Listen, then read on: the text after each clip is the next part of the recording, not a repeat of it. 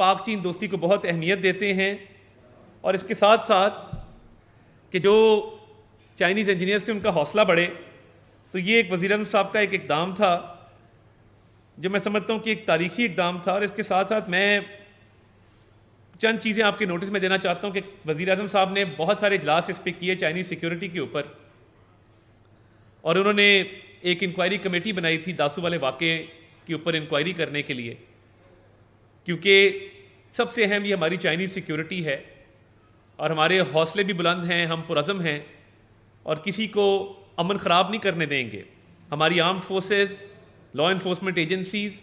سب جو ہیں وہ دہشت گردی کے خاتمے پر کاربند ہیں، اور اس پہ پوری نیت کے ساتھ، پوری لگن کے ساتھ اس ناسور کو جڑ سے اکھاڑنے میں اپنا کردار ادا کر رہے ہیں۔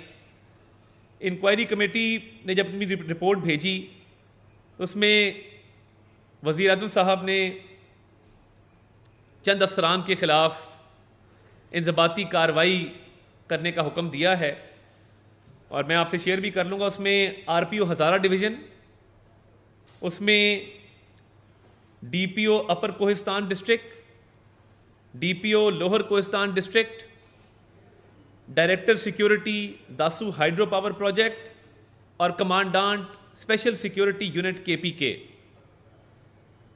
ان کے خلاف 15 دن کے اندر ڈسپلنری ایکشن، اور ان کے خلاف جو انکوائری رپورٹ آئی ہے، ان کے خلاف جو انضباطی کارروائی کا کہا گیا ہے،